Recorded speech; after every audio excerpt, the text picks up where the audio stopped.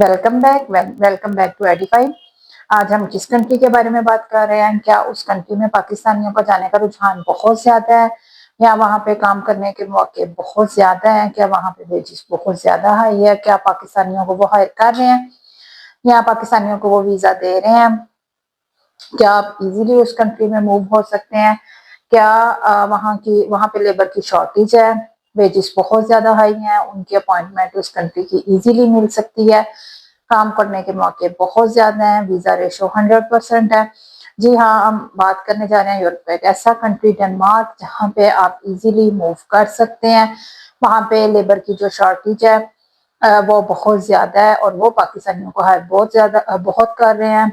इसकी जो उनसी visa ratio है, सक्सेस रेशो, इसकी वीजा सक्सेस रेशो जो उनसी है वो इस टाइम बहुत अच्छी है। ऑलमोस्ट अगर आप कह लें तो 100% आपको वीजा मिल सकता है, अगर आप प्रॉपर तौर पे उसको अप्लाई करते हैं, या खुद या किसी कंसल्टेंट से अप्लाई करवाते हैं तो, और अपने डॉक्यूमेंटेशन को कंप्लीट करते हैं, तो वहाँ इसकी वीजा रेशो जो है वो बहुत इस टाइम एक्सीलेंट जा रही है। तो आज हम डेनमार्क कंट्री के बारे में डिस्कस करेंगे। ये एक वेल सेटल्ड कंट्री है, और इसकी जो वहाँ पे लिविंग कॉस्ट है वो बहुत ज्यादा कम है, और एक स्टेबल कंट्री है, और मेडिकल की सहूलतें हैं वो भी इसमें बहुत ज्यादा है, और इस टाइम इसमें जो सी जॉब्स हैं वो भी अवेलेबल बहुत ज्यादा है। और इसके लिए आपको लैंग्वेज की जरूरत है? क्या आपको डेनिश आनी चाहिए? नो, आपको लैंग्वेज की जरूरत नहीं है। अगर आपको इंग्लिश लैंग्वेज भी आती है तो आप वहाँ पे इंग्लिश भी बोल सकते हैं। तो वहाँ पे अगर आपको इंग्लिश भी आती है तो आप इंग्लिश भी बोल सकते हैं। अब देखते हैं कि वहाँ पे जॉब कौन कौन सी है। वेयर हाउस की, हेल्पर की, क्लीनर की, फैक्ट्री वर्कर की, जनरल लेबर की है, कंस्ट्रक्शन की है, डिलीवरी बॉय की है, इलेक्ट्रिशियन की है, प्लम्बर्स की है, ड्राइवर्स की है। ये जॉब्स कौन सी है वो बहुत ज्यादा है। हाउ टू अप्लाई, अब आप इसको कैसे अप्लाई कर सकते हैं? क्या आप ये वीजा इजीली हासिल कर सकते हैं? आपको इसकी अपॉइंटमेंट जो सी है क्या वो इजीली मिल सकती है? आप इजीली इसकी अपॉइंटमेंट ले सकते हैं। इसकी फाइल जो सी है वीएफएस में जाके सबमिट करवानी होती है। फाइल सबमिशन जो सी है वो आपने खुद करवानी होती है। ऑलमोस्ट 1 मंथ के अंदर अंदर आपको इसका रिप्लाई आ जाता है। आपका पासपोर्ट भी ज्यादा देर तक वहां पे नहीं रहता। अब देखते हैं कि इसके नेसेसरी डॉक्यूमेंट्स कौन कौन से हैं।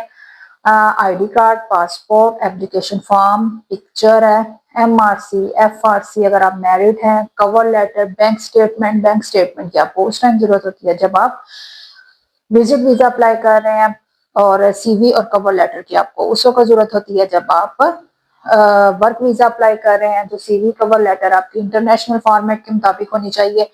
एटीएस अप्रूव सीवी होनी चाहिए, एटीएस अप्रूव कवर लेटर होना चाहिए, और Europass CV, Europass cover letter. In case अगर आप खुद नहीं बना सकते तो you can contact with me, मेरे ऑफिस F10 मार्केट में आ सकते हैं, या आप ऑनलाइन भी वर्क करवा सकते हैं, सीवी कवर लेटर भी बनवा सकते हैं, वर्क वीजा अप्लाई करवा सकते हैं, जॉब्स अप्लाई करवा सकते हैं, विजिट वीजा अप्लाई करवा सकते हैं।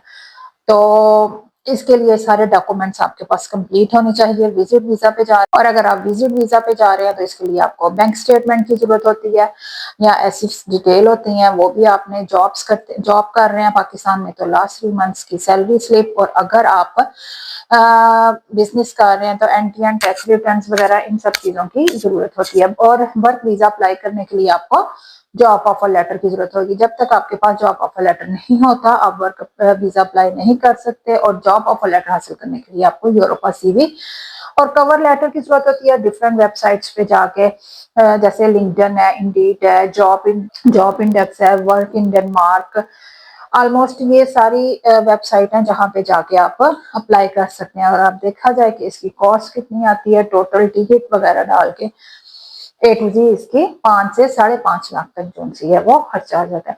अब देखते हैं डेनमार्क में वेजेस क्या है। डेनमार्क में वेजेस जो सी हैं वो 2000 यूरो से लेके 3000 तक है। ये डिपेंड करता है कि आपकी प्रोफाइल कैसी है। आप स्किल वर्कर हैं, आप अनस्किल वर्कर हैं, आपके पास हुनर है नहीं है, एजुकेशन कितनी है, एजुकेशन कम है, एजुकेशन ज्यादा है, या आप किसी ऐसे वीजे पे जा रहे हैं कि आप जैसे इंजीनियर हैं, डॉक्टर हैं, हेल्थ केयर हैं, इनमें जा रहे हैं, तो ऑब्वियसली इनमें वेजेस जो हैं वो हाई होंगी। लेकिन अगर आप जा रहे हैं as a factory worker, cleaner, helper, waiter, तो इनमें आपकी जरा के वेजेस जो हैं वो कम हो जाती हैं। लेकिन ये है कि यहाँ पे सहूलतें जो सी हैं वो बहुत ज़्यादा है।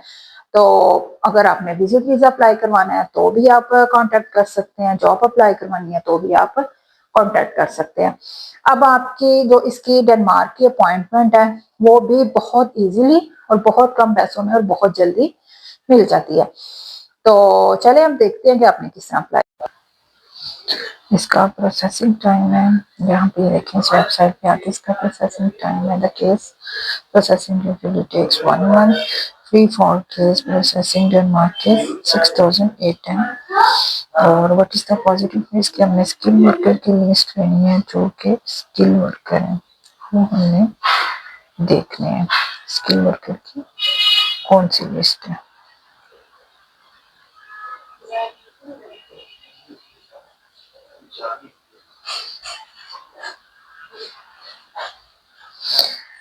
यहाँ पे देखें उन कौन कौन से वर्कर्स के हैं।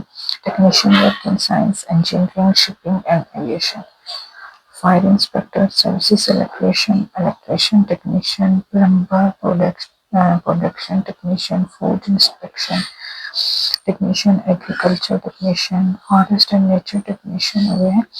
Technical work assist work in health care की फील्ड में है। इस तरह देखिए work with business services, finance. अच्छा, एक बात आप बता दूं, आप डेनमार्क में जाके अपना बिजनेस कर सकते हैं, अपना रेस्टोरेंट ओपन कर सकते हैं। वहाँ पे जाके आप जो सा विजिट वीज़ा को वर्क में भी चेंज करके तो अपना बिजनेस भी स्टार्ट कर सकते हैं। पाकिस्तान से आप जो है वो बिजनेस वीज़ा पे जाके वहाँ पे अपना बिजनेस भी जो है वो कर सकते हैं। वर्किंग लॉ आ जाता है, इसके बाद science and culture, information communication, engineering work आ जाता है, जर्नल कैलकुलेटिंग रजिस्टर वर्क है। सर्विसेज वो में आ जाता है, शेफ की जॉब आ जाती है, हेयर ड्रेसर की है, केयर वर्क आगे आ जाता है, आगे रेस्क्यू सर्विलेंस वर्क है, working agriculture, hair cut agriculture की फील्ड से जो उनसे हैं, या कोई ये जो होते हैं बार्बर वगैरह ये भी जा सकते हैं। Craft based work, construction expert, electric work, metal and machine work, इसमें क्या है, वेल्डर है, बॉडी टेक्नीशियन है, black Smith, ship builder, lock Smith, tool maker, ये सारे आपने पढ़ने। Agriculture, machinery mechanic, aircraft, working electrical and electric field में है, फूड मैन्युफैक्चरिंग में है, बुचर यानी कसाई की जॉब है, रिटेल बेकरी की है, और ये सब कौन से हैं यहाँ पे। और ये किसमें है, अपने इसमें देखने हैं for skill worker. For skill worker भी है, positive list for with higher education, जिनकी हायर एजुकेशन है उनकी भी है, स्किल वर्कर की भी है, दोनों की भी है। तो हमने कौन सी लिस्ट देखी है, हमने देखी है स्किल वर्कर की। हायर एजुकेशन की भी है, military worker, senior management and logistic, authorize companies and organization, management with administration, management with production, health sector है, टेक्नीशियन है, फाइनेंस में है, information and communication technology technician, working science, work in law. आपने देखना है कि आपने इसको अप्लाई कैसे करना है, हाउ टू अप्लाई। अब हम इसको अप्लाई कैसे करेंगे, हम अपने डॉक्यूमेंट्स कंप्लीट करेंगे, और डॉक्यूमेंट्स कंप्लीट करने के बाद आप जो से अप्लाई करेंगे उसमें आपको जॉब ऑफर लेटर की ज़रूरत होगी। जॉब ऑफर लेटर होगी जब आपने वर्क परमिट अप्लाई करना है तो उसके लिए आपको जो है वो जॉब ऑफर लेटर की मस्ट जो सी है वो ज़रूरत होती है। और जॉब ऑफर लेटर के लिए आपको यूरोपास और CV और कवर लेटर की ज़रूरत होगी।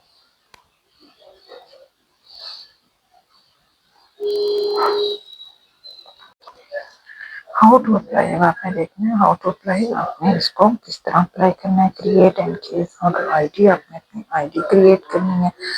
सेकंड स्टेप में आपने पे फी करनी है। थर्ड स्टेप हो जाता है कलेक्ट डॉक्यूमेंट्स। फोर्थ स्टेप हो जाता है complete and submit application, find application, then biometrics, then receive answer.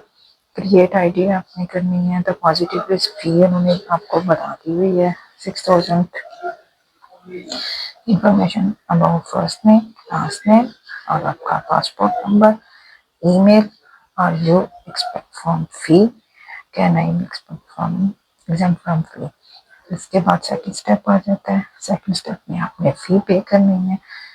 collect documents में करते हैं documentation that you have paid the fee, attach receipt, जो आपने फी पे की होगी उसकी रिसीप्ट साथ अटैच करनी है। Copy of all pages your passport, अपने पासपोर्ट के ऑल पेजेस की कॉपी, इवन के वो एम्प्टी हैं तब भी आपने लगानी है। एम्प्लॉयमेंट ऑफर और कॉन्ट्रैक्ट, जो आपको जॉब ऑफर लेटर आया होगा। डॉक्यूमेंटेशन ऑफ एजुकेशन रेलिवेंट, अपने सारी एजुकेशन के डॉक्यूमेंटेशन लगाने हैं। Documentation for salary and any documentation for your legal resident Denmark, documentation for authorization only. और इसके बाद आ जाता है कंप्लीट एंड सबमिट एप्लीकेशन। अपनी अपनी एप्लीकेशन कंप्लीट करनी है और उसको सबमिट करवाना है। Then find application, log in view your application, आपने अपनी सारी एप्लीकेशन को देखना है, रिव्यू उसका करना है जो आपने किया होगा, फॉर्म फिल किया होगा सारा। और उसके बाद आ जाता है देन बायोमेट्रिक, आपने अपने सारे डॉक्यूमेंट्स को लेके जाना है। हॉट फॉर्म में आपने उसको लेके जाना है and receive answer of 1 month में if you have submit your application correctly, if you have paid either fee pay submit application biometric then आपको 1 month में इसका आंसर आ जाएगा। और अगर आपको किसी चीज़ की समझ नहीं आ रही तो आप कांटेक्ट कर सकते हैं स्क्रीन पर दिए गए मेरे व्हाट्सएप के नंबर।